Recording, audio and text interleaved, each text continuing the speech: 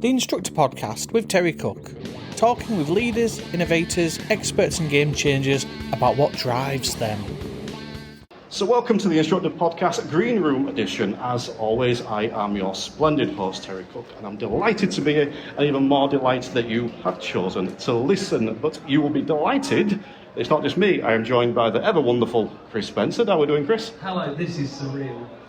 Just a little bit. And I can smell chips. I'm not used to that when we record the podcast. Well, I couldn't, but now I can. Now I'm peckish. But as you may have heard, we're also joined by an audience. There you go.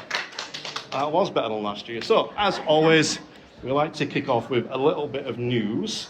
And DVSA has been a little bit quiet this month, ever since last month when they released survey results, which was basically, we asked the questions, you answered, we listened and did what we wanted anyway.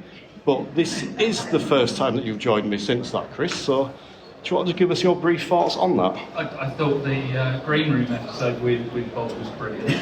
I was a little bit threatened, it's fine, but no, it was really good. I think your summary is about right. And they haven't been quiet, they're just not talking to you anymore. This is true, but let's skip over that. We may touch back on it a little bit later. We are going to be recording the second half of this later. We're going to do it in the car. We'll have the windows open and put some chairs around for you all to come and listen. But as always, there is stuff that does go on in our industry. We're never completely quiet, and it's a bit of a sensitive one, so I'm going to be very careful how I talk about this because I don't want to go into too much depth, because if you are on social media, you may have seen there's been a little bit of a kerfuffle recently around a certain trading company. And I don't want to talk about it very much, but I do want to talk about the way that ties into what the topic of today is, which is looking at how we can be the best instructor we can be. And if you have noticed online, which I did, there are, try to use polite words because I've got an audience, vultures, shall we say, that when people are struggling, either personally or businessly, some people take great joy in that and will pick up the bones and take the opportunity to give them a kicking. I feel like I just want to say don't. You know, whether you are a current instructor or training to be one of the best things you can do is just start off by being a decent human being. I mean, that's a really good basic place to start. This is really wobbly. It's a really basic place to start. And the other thing I just want to mention on that before I throw back over to you, Chris, is just to say that the way I hope this comes out is I went through a divorce last year, but I'm in a really good place now. So whereas these guys, this may not necessarily be the thing that they're actually after, the thing they're hoping for, let's hope they end up in a good place as well. So we're not kicking people down, we're looking to build people and help them. What are your thoughts on that, Chris? Absolutely. And the first, if you're a single instructor, you're a business, and stuff happens. I'm normally less polite on the podcast, but they're looking at me, so I feel that I have to be polite. But yeah, stuff happens, and we have to remember it's a person first, or people first, and we should give people time to figure that out. And yeah, I think the question we're going to look at is about being good. I think we need CPD. We need sources for information. So, yeah, if we end up losing a big training company, the industry will suffer. So hopefully we won't, and hopefully there'll be some good stuff out there. But there's always opportunities for more and more sources. So, the Instructor podcast is one. There are plenty of others. Yeah, and also a trading company that's done absolutely loads for the industry. I think it is important to recognise that obviously we don't know what's going to go on, we don't know what's going to happen, but I suppose it is relevant to take a moment and say that they've done wonders for the industry, and it'll be a loss if they don't continue. But that kind of brings us to the topic of what I wanted to look at today, which was as we say, how we can be better instructors, and starting with a decent. Being a decent human being is a good place to start. But, Chris, when I suggested this topic to you, when I've wrote this text down, I asked you, let's do an episode on being the best instructor we can be, because we're in the PDI zone. It felt appropriate. You're going to quote me back at I'm going to quote you back now. Your reply was, we can talk about, does being good matter? And I thought, my reply to you was, that hurts my head. I'm going to have to think about that, and I ain't got a clue what you mean. I'm presuming you don't mean we need to be good, because that's not going to happen. But does being good matter? What do you mean by that? We're in a minimum standards industry, and I don't like it, but I accept it and I recognise it. And everything is based around minimum standards. You guys don't need to be here today. It was a choice. There's plenty that chose not to. You're all still allowed to do the jobs, and it is a personal choice. And the driving test, the same thing, the syllabus that you teach. I'm going to move out of that light, sorry. Just give you some editing to do later. The thing that you choose to teach, the syllabus, is down to you and your customer to choose from. We work to a minimum standard, and with the greatest respect to them, because it is just the job and it's what they do, the DVSA are the minimum standards industry. Minimum standards agency. So it's a choice to be better than that. And is it worth it? It's a lot of cost. It's a lot of time. All of those things, it makes you wonder as to whether you should, whether you should worry about it, or do we just make sure they are, to quote, ready to pass, not ready to go and drive afterwards, not ready to go and be safe, but ready to pass? And is there anything wrong with that? And I have had numerous sessions with instructors who have got standards check and they're worried about it and they're looking at their stats and they don't really know what they mean. And I've got very good at approaching it from the point of view of what I term as a bums on seats instructor. It's about the customer getting in the car and making sure there are more of them. And I say that totally non-judgmentally as well, or I try to. And that approach is a choice. So yeah, whether you have to be good is better than the requirement, isn't it?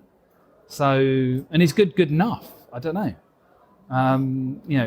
There's lots of things that we do because we choose to. So that's what I meant. What do you think now? I'm still not sure. I know that said minimum standards. I first heard that relating to our industry when I first spoke to you on the podcast, which was way back on season 1 or like episode 4 or 5, something like that. And it's played on my mind ever since.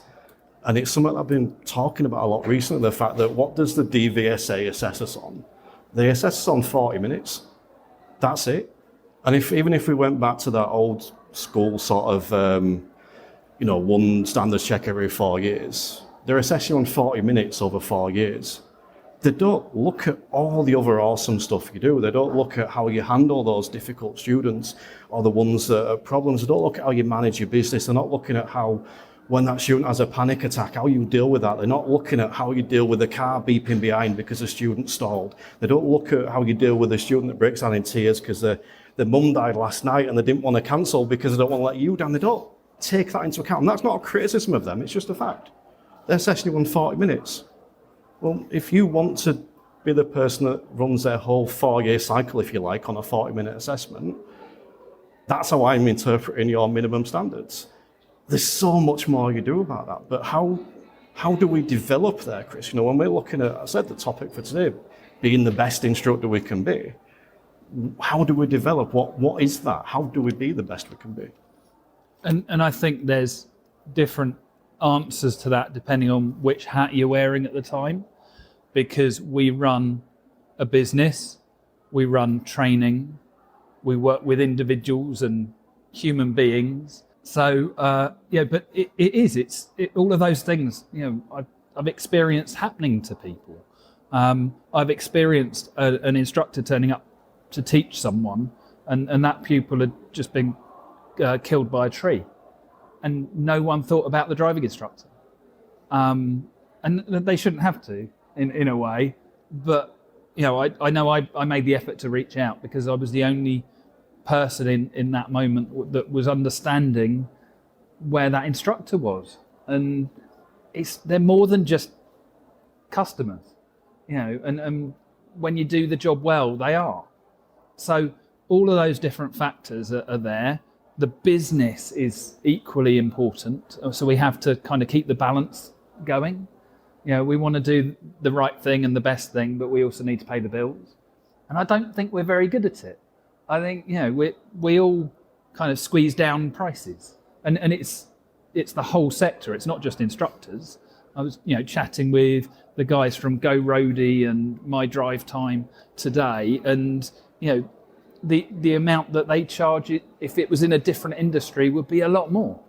I use an equivalent and it's 10 times the price for stuff that's not driving instructor related. And, it's reflected all the way across.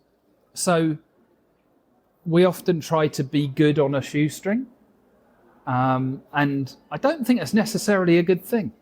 I think that there is a place for the free accessible training, but we also have to make sure that we are looking after ourselves in the same way that, you can go and run outside, but it's probably worth signing up to a gym, as Terry and I both might. It's so much funnier when they can see us when we say it. I mean, it's not often I get lost for words, but I'm going to leave that one. I mean, it's a valid point there, though, you make as well about the pricing stuff, because you mentioned Go Roadie and My Drive Time. Look at the DITC. You look at the prices. Again, I go back to the diary management apps. That's what we call them, but it's wrong. Look at the stuff that you get with that. It's not just diary management app. That's at the core of it. The stuff around the tax, it syncs in with your Google stuff. My mind's gone blank for what else it does, but the amount of stuff that they encompass within that, and we get that for like 10 or 12 quid a month. That's ridiculously cheap. There is no industry where you would get that price. There is no industry where you'd get the stuff the DITC does for that price. There is no industry where, I'll mention him because I'm wearing his jumper, where Bob Morton delivers his subscription cost, the quality of stuff you get over there for 30 quid a month, which is cheap for what he does. And I think that when we think about being better, we've got it really good in this industry, and there's a lot of stuff that's free today. Yes, we've had to take time off work or whatever, but I can see Ray Seagrave over there who's giving some presentations, and Ray speaks a lot of quality, so you're getting this stuff for free. I'm getting this stuff for free. And we're such a privileged position to do that, or as I mentioned, we're getting it for cheap. And I think it all comes down to mindset. And the big thing for me is, what's next? So whether it's you pass your part 3 or you become an instructor or whatever it is, you can either just sit back and then, all right, this is my job now, and just do it and maintain, hopefully, that level. Or you can look at what's next. How am I going to develop? Am I going to work on this side of my instruction? Am I going to work on this side of my business? Do I need a website? Do I need to invest in these apps? Whatever it might be. And I think just looking at a what's next approach works quite well. And I think that's reflected in the way that we qualify. It's all about passing the part 3. It's all about getting to that point. The part 3 that's based on a minimum standard, and you might just be good at teaching that one lesson. You don't have to be good at all of it. For me, theory specialism, the part 1 isn't even relevant.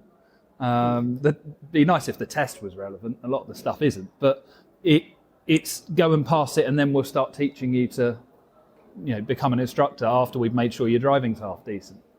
So there is a real disconnect all the way through. I was just having a chat with the guys from TSO, Stationary Office, about the books that are available, the DVSA titles, and saying it would be really good if we produced a career path and had resources attached to it. But these are the things that that are useful to you at this point in your journey. Start out with the PDIs. So, pre-PDIs, which I think is really important. So we're going to be, trying to look into that with them and see if we can connect books to part of the journey and make it more of a journey. Because otherwise, you get given your badge and you get told to go forth and multiply, and you're kind of left at it there. And it would be so much more benefit if there was a journey attached to it. And it's the same conversation I've had with Terry about the wealth of resource that he's got. People come into it, you get lost. And what do we do when we get lost? We panic. And then we bury our heads in the sand and don't engage. Coming along to events like this are important. So definitely. Yeah. I mean, you mentioned there about a career path and resources. Maybe we've got something to announce in a minute about that. Who knows? But the minimum standards thing, I want to go back to that because just we were talking about it then, I'm just, should we change that label to DVSA's minimum standards?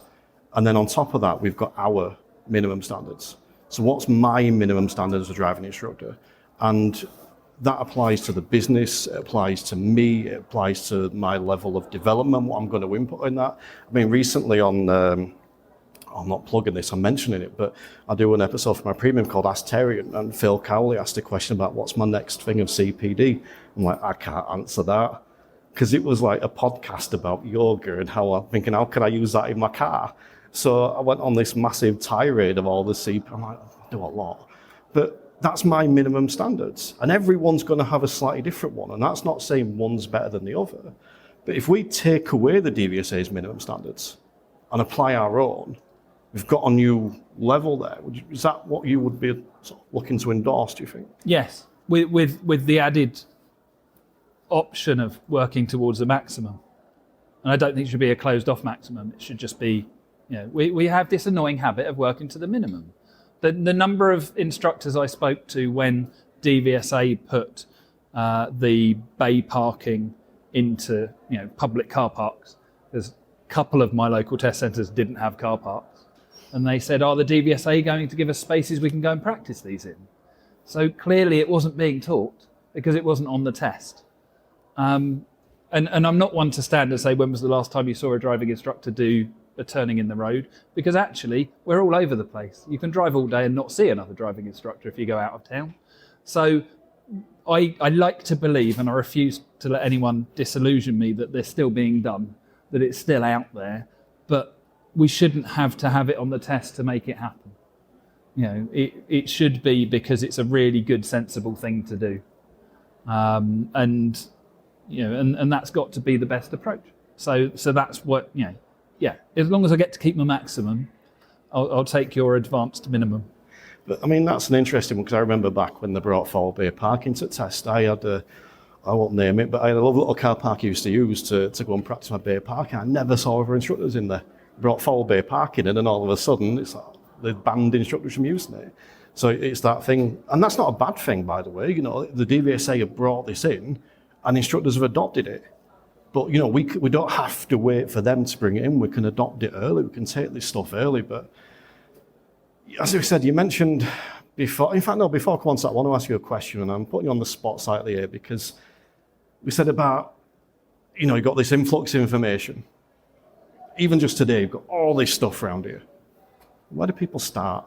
So whether it's they're in a PDI, or whether it's just passed a part through, whether it's someone that's taken a step back and assessing, where did they start?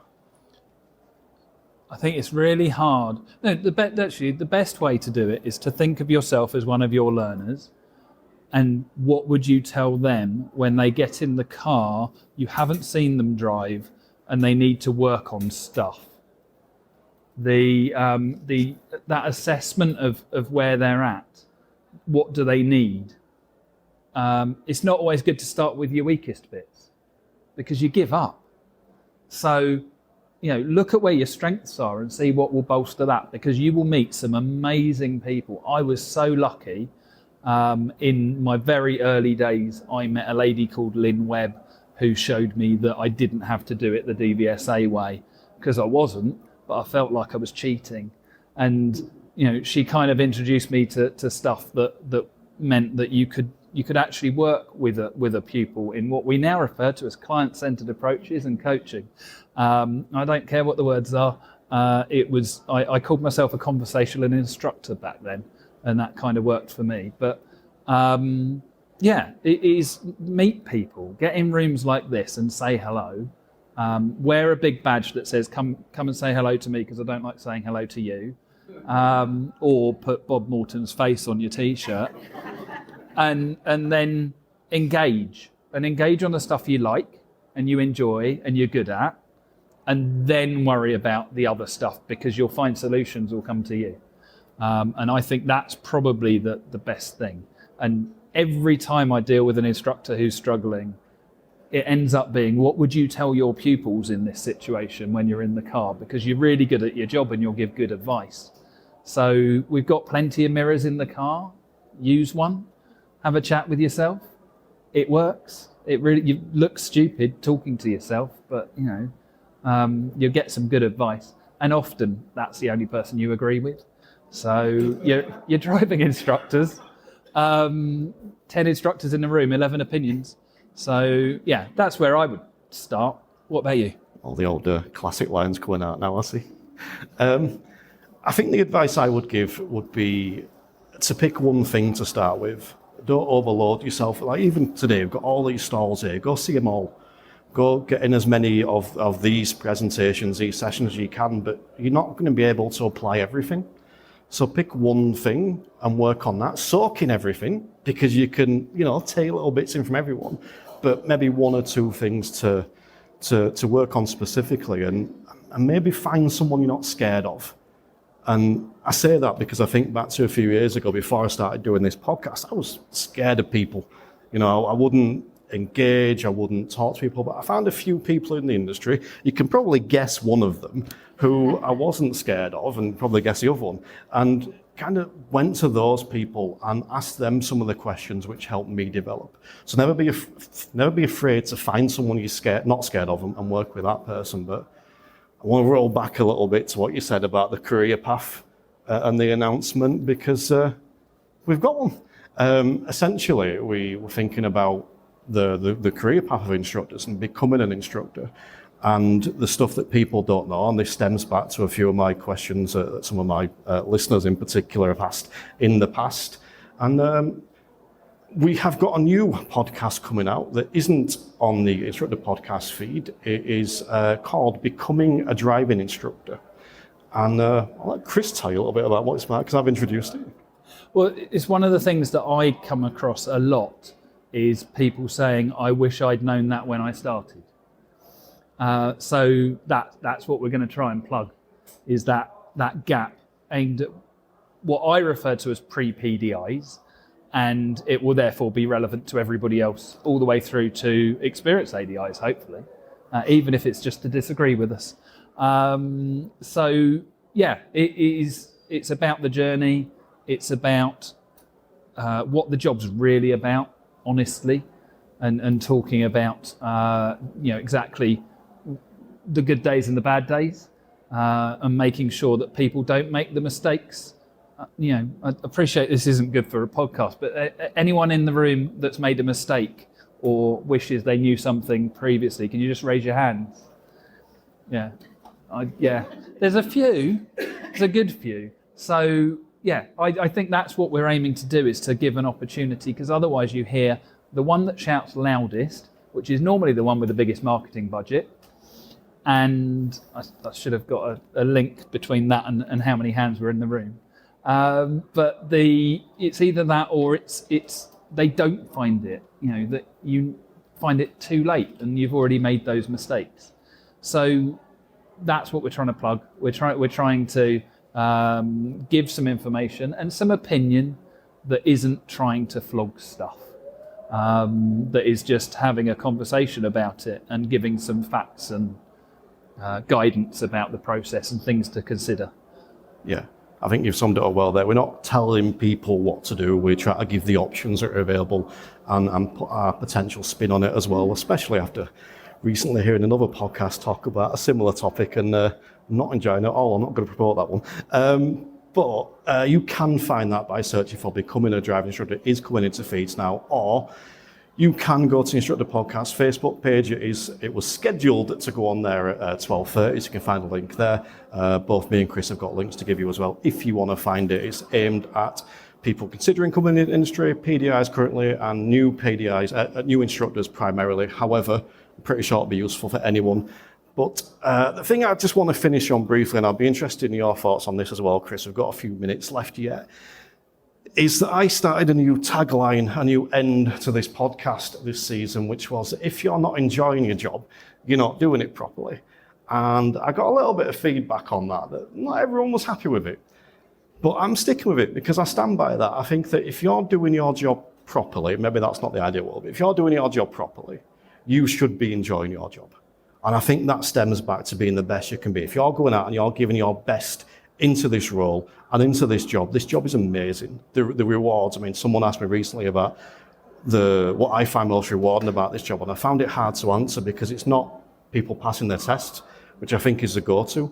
For me, it's the little things, it's the little wins. It's the thing where someone does a parallel park and smiles afterwards, and you ask them why they're smiling, then it turns into a massive grin.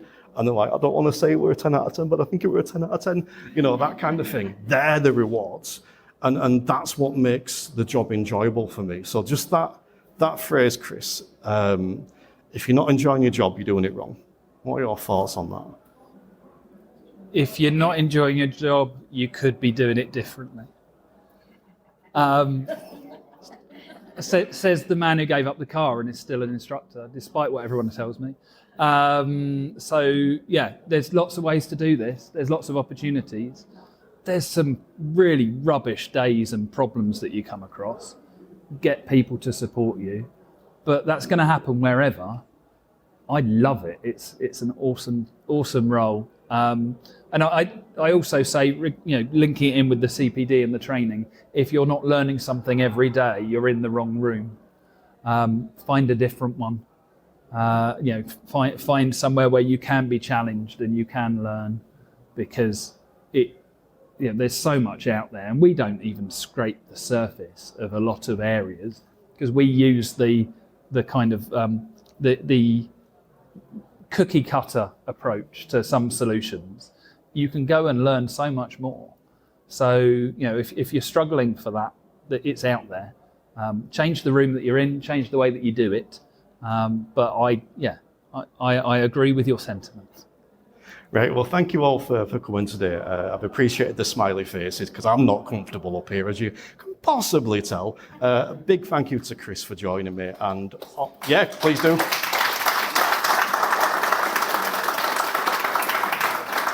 The applause sounds good in a podcast, and especially, she's going to hit me, especially for Joe Wilson. Remember, if you're not enjoying your job, you're doing it wrong.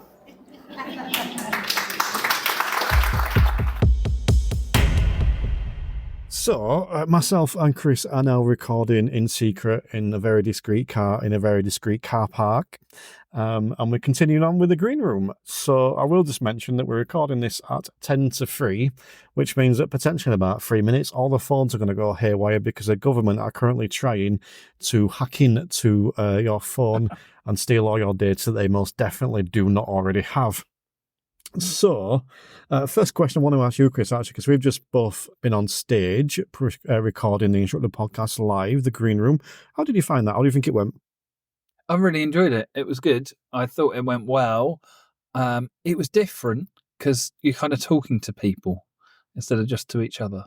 Yeah. It felt different, but I thought it was good. We got some really good feedback afterwards. So. Yeah, I did too. And I will just say for anyone listening, if they were there live, please get in touch and give me feedback on that, how you found it, because kind of what you said then, I found the balance of recording a podcast and presenting to an audience quite tricky this time. Whereas when I did it last year, we just sat there at a table recording. And special shout out to the Swifties who have just told me that they liked, one of them liked the one last year best and one of them liked the one this year the best. So that was absolutely, unhelpful feedback. So, but we are going to dive into it because there's more we need to talk about specifically. And we want to touch back on the tri-coaching thing without specifically talking about the tri-coaching thing. So, when I mentioned this to you, Chris, you sent me some questions through specifically about things we could talk about. And one of the first ones was, can the ADR industry afford to lose the only accredited qualification it has? So I'm gonna let you take that one first, because I think I might have a slightly different opinion. I think that if we're going to take training seriously, we need to be serious about it. So we need something that has a bit of paper. And I say that as someone who hates the bits of paper that I've suffered in my career, not necessarily the driving instructor end of it, but doing other things where I haven't had a formal qualification. And, there's been jobs that I haven't got because of it. Even though I was possibly better qualified than the person that got the job, I didn't have the right bit of paper. And I think a lot of the people that end up in the industry are not bits of paper qualification people. So it gets undermined and possibly forgotten, or it gets negative connections to it because it's just a piece of paper. We're very much about the kind of the solutions, about the skills that we can use, rather than necessarily the learning behind them. And I think it's important that we've got something. And I think if that were to disappear, we would be worse off because of it. I get what you're saying, and I think I do largely agree. I think I have a slight issue, I don't know, with the accredited qualification, and I was speaking about this with someone the other day, the idea of the DVSA recommending people, or, we spoke before about CPD being mandatory, and then the DVSA deciding what class is as CPD. And on one hand, that's a really good thing, because you're then, taking some of the charlatans out of the business. And speaking on a personal level, I suppose, I don't think the Instructor podcast would ever be classed as CPD officially classed as CPD by the DVSA. So whereas that would deter people from listening to it. And I'm not meaning to obviously specifically only talk about the Instructor podcast, just a good example. Whereas I think more people should be listening to it. It's not going to be the thing that completely changes everyone's profession. That's where you need more in-depth stuff, whether that's, coaching sessions with you or me or any of the other awesome people that are out there. That's where you make those real inroads. But this is the thing that starts those inroads. I think if you take something like that away, not just this, but any of them, I think that you lose something. So I have a slight quandary around that anyway. However, I also agree with the point that it's the only one. I'm potentially losing it. It's like how that's viewed by the industry. Is there are people, I think we spoke before a little bit on the live show about the vultures circling and, desperate to just see certain people struggle and dive in, and, how that comes across. And I think that there's space there for the DVSA to do something in terms of accreditation, but I think they would need to be very, very careful with how they did it, so as not to rule out some of the things that aren't obvious, like this day course. Where I would get more from certain things than an actual full long day course. Some people learn from. We've spoke about this before, but some people learn from sitting in a room being talked to. Others will learn from getting up, singing and dancing about stuff. Others will learn from having a one-on-one conversation. I think that'll be my only sort of concern around that. I agree, absolutely. And I've always said every time CPD gets mentioned by the DVSA that it needs to be inclusive, not exclusive. And I suppose, I expect the DVSA to do the wrong thing, and therefore, yes, there's issues there. I don't want to be told what I should be learning. I want to be able to find what's right for me. As we said, in the live recording, that it is about finding what's going to make you a better person, instructor, business, whatever it might be. That's the right thing. And I think they need to accommodate the right thing. So, just from historic dealings, are they going to do the right thing? Probably not. So we probably shouldn't be wanting them to do so. I'd be interested in looking more into what other industries do that do it well. To sort of discover if there's a better way that we could do that. What are your thoughts on the DVSA right now? Because I asked you at the start of that live show about your thoughts on the last month's survey results and so on. What are your feelings towards the DVSA right now? I'm going to leave it there. I wonder if they're fit for purpose, if I'm honest. If we recognise them as the minimum standards agency, they're probably doing that all right. But the waiting list... If you get a weird kind of edit there, that is because the government are currently hacking into our phones. So we've had to take a slight pause. But Chris, do you want to carry on as best you can? Yes. That was fun. So I think that the biggest issue is the job of managing the driving tests. And they're not. I think they're not even managing. That's the point. And until that is resolved and things improve, I think the rest of it is a moot point. And we need to have better understanding of what the plan is, how we're supposed to engage with it, and is there actually light at the end of that tunnel? Because it's not very obvious. We keep being told things are getting better, but I'm not seeing it. Well, I mean, it's interesting you say that, because one of the things I've been doing this recently for a few different reasons is going back over some old podcasts from like 2 years ago. And there's episodes of me and you and me and others talking about driving test waiting times. And nothing's changed. I mean, look, it has. Clearly, in some places it is better. But overall, nothing's changed on a whole.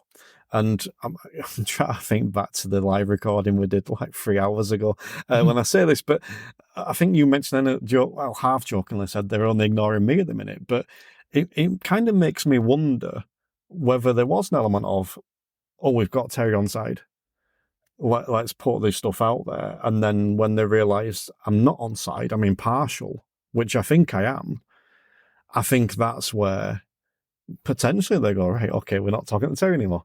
And maybe they're listening to this and they're listening going, actually, no, we haven't got back to his emails yet, which is always possible. I try not to read too much into that stuff, but I think my thoughts are quite similar to yours.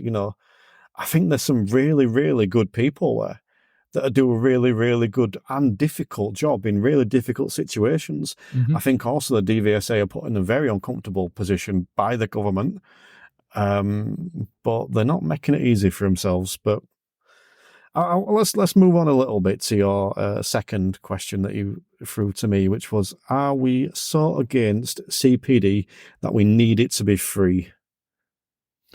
I think that part of the issue is caused, and I am absolutely generalising, and there's lots of exceptions, but the issue is caused by the way that people find it almost as an afterthought as a job. There's very few people that leave school wanting to become a driving instructor. And often, it used to be a retirement job. I think that's changing a bit. People are finding it as a career, but it's one that they find after they've done whatever else they've done. So there is a filtering that goes on that ends up with a certain type of person coming into this industry, an industry I love and full of people that I, think a lot of. So I'm not knocking it, but I think there is a sort of subsection of people that become driving instructors. I can walk around the local shopping centre. I can spot one coming the other way, even if I don't know them. So, I think that considering we're a training industry, an educational industry, we don't value training enough. And, we end up being slightly militant and, we don't necessarily see it as part of what we do. We're right on our own. Thank you very much. And I think that means that the price barrier becomes an obstacle between people improving and, where they currently are. And it would be interesting to see if that makes a difference. But there's so much free stuff out there that still doesn't get engaged with. I don't think it's going to necessarily make things better. But yeah, I think there is an element of the industry that is against improving, possibly because we don't want to be seen or have it recognised that there's something that we don't know. And I wonder where that comes from.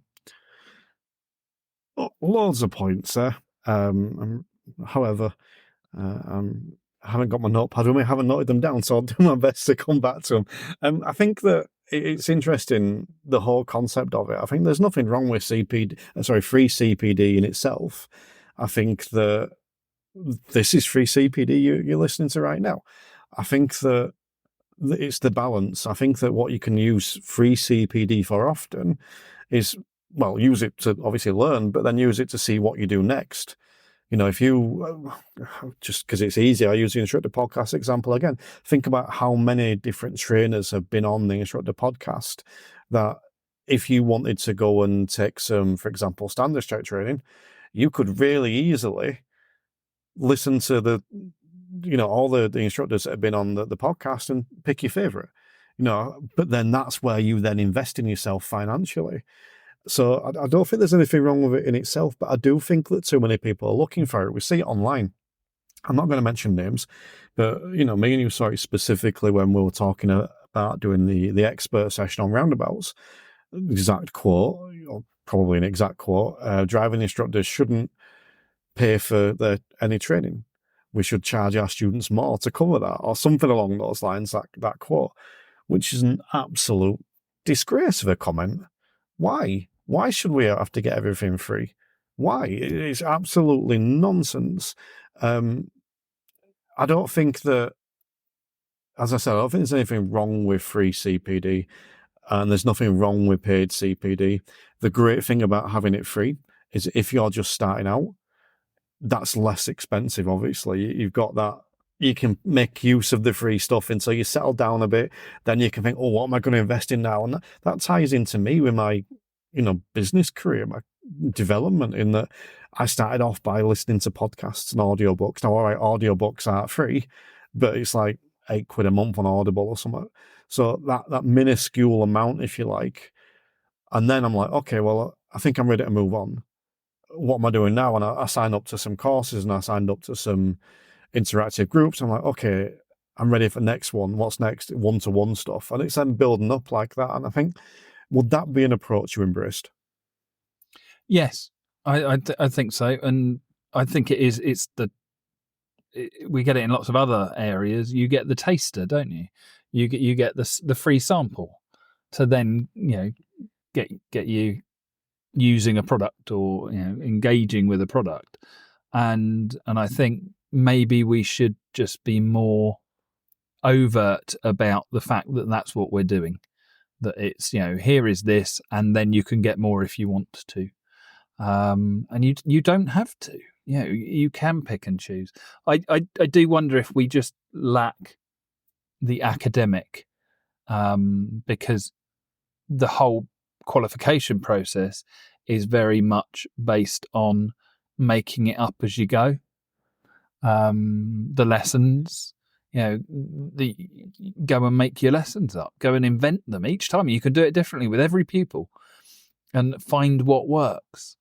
And we lack, there's not a lot of concrete inside of what we do. So I think sometimes that's what puts people off. And if it's not there, it ends up, we haven't got the stability and the structure to then do more. I find it really interesting, but I'm not sure whether it might just be how it is. It might not be wrong. Yeah.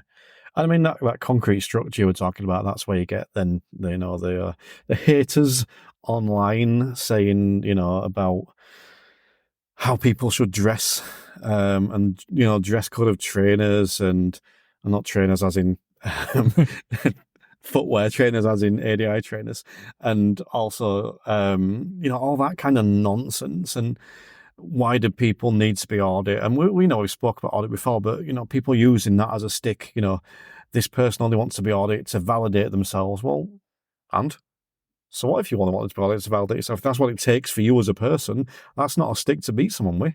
that's their choice. You know, I work with a lot of learners, obviously, and some of them openly tell me, I don't think I'll ever believe I can drive until I get that examiner passing me. And I'm like, well, surely you need to believe in yourself first. Like, I do, but I don't think I can find. It's like, I'm going to say the final nail in the coffin. I don't think that's the phrase I'm looking for. The validation. The validation, yeah, that final validation is that examiner giving me the tick. So when they're grading themselves out of 10 or whatever, they won't ever give themselves a 10 because they're doing it. They need the external. And often I'll ask the question, is my opinion not good enough? And apparently not. They need the examiner. But I want to move on to the third question you mentioned, which was, does free CPD devalue it? And we kind of touched on this, but does free CPD devalue it? And would free CPD meet a DVSA requirement if it became mandatory? Yeah, I think we've skirted around it, and probably not, because they need to have something that is valued. I think probably the best solution would be if the DVSA didn't mandate CPD, they mandated us logging CPD. So the requirement is that you do it and log it. That's the minimum requirement, and we know it's the minimum standards agency. So that would work quite well. And actually, the requirement of us should be that we record X amount of CPD every year as a minimum, and it can be anything. And yes, you'll get people who will, make it up, that will just pick, having been on Facebook for a couple of hours and put that down as units of CPD. But actually, if we just make it, that there should be value to it, and if that was then had to be explained, you had to say why you'd done it. You could have a development plan, an actual career plan or business plan inside of what we're doing. That would make a difference. And if we are only looking at minimum standards, and that's what they do, then that would be enough. And I think that's probably the way to get the best outcome. Do I think that's what's going to happen? No. They're either going to do nothing, or they're going to make it so regimented that you have to have accredited courses or accredited trainers. And if I'm honest, it would probably put me off. I'll go and do something else. I think the thing that could potentially work would be as a result of. So not necessarily logging the CPD you've done, but logging what you've done as a result of your CPD. Mm-hmm. So, it's all well and good going on this training course to deal with nerves. I'm not meaning to single anyone out, but going on a training course to deal with nerves, or a one-day session to deal with nerves. But then after that, what have you done? So then you get to end of year and you have to submit every year what you've done, and it can be in 3 categories. So what have you done in relation to your business? What have you done in relation to your health? What have you done in relation? I know the DVSA will do that. It's just my idea. But your business, your health, and your your lessons, your instruction, and you could say, right, well, this is what I've done. These are the changes I've made. We don't even have to say what the CPD was. You could just say, I've done this, and that's a tangible, well, almost a tangible way of looking at what you've done. But any final thoughts on that, Chris, or do you think that we've covered this kind of CPD and the situation we're in right now as best we can for the moment?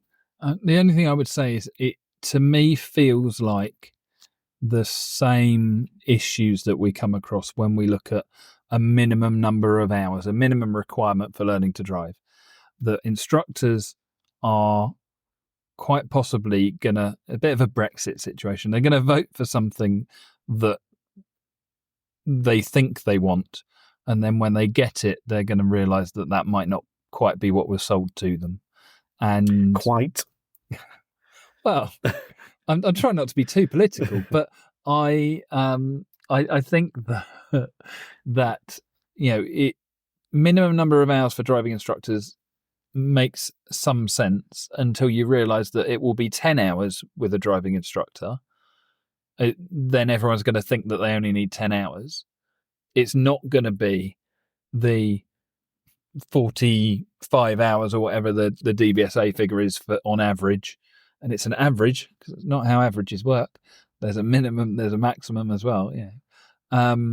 So I don't think that will give us what we want. And the same thing's going to be the case with CPD, is that once it starts having rules about what that CPD is, we're going to end up with something that we don't want, because you're going to cut all the good away from the outside and you're going to end up with what's left. And we've seen that happen elsewhere, and we don't want that. So let us look after ourselves rather than let the minimum standards people do so. I think a couple of things I want to just wrap up on is, so first of all, during the live show, I was talking about starting off by being a decent human being. I was watching my tongue slightly because we're on stage. If you need it a little bit more directly, don't be a dick. If you see someone struggling online, whether it's with a business or whatever, or they come and ask a question, have this in your brain. Is this a dickish response? If the answer is yes, don't respond. If the answer is I don't know, don't respond. If the answer is, oh, I'm being really helpful, no, that's not dickish at all, then respond. I think work off that would be pretty decent. But we are currently sat in the car outside Kempton Racecourse. Chris, how's the conference been today for you? What are your thoughts on it? You know, I like to reflect. This is your opportunity. It's good. I probably have a different set of standards and requirements from doing things. When I come to this, it's, have I managed to not just have a chat with people, but have I found something new? Yes, there's a couple of people that I want to talk to follow up on and explore things. If we use average, we'll go with averaging out the number of people that are listening and coming up with a model driving instructor from that. Should they have come along? Absolutely. There was some really good speakers. There were some really good resources that are available, and some great conversations going on between instructors. So yeah, absolutely. Was it good for me? I'll let you know in a week. The thing for me was, when I first came in and I saw the size of the room that we were presenting on, I'd just lost all sense of everything then, and I wasn't able to do anything else. So I don't know if it was any good or not, because my entire day has just been based around 30 minutes stood on a stage. It was very wobbly. I felt a bit seasick at one point, and not even because of my nerves, because of a wobbly stage. But yeah, so I'll just say that thank you for everyone that did come along to take part in that and watch or listen to that, and thank you guys for listening. Anything else you want to tag on, Chris? No, my thanks as well, and please, we'd love to hear some feedback, because it's really weird when you stood on the stage. I don't think you get a feel for what it was like, and it was, I just want to say, it was a packed room. We were happy with 2 people sat on the front row and just talking to them, but it was a packed room and lots of nodding and engaging. So I like to think it went well. But yeah, genuine feedback, always welcome. So please do. And speaking of feedback, I'd be interested in your feedback listening to the podcast, because this is going out at the end of April.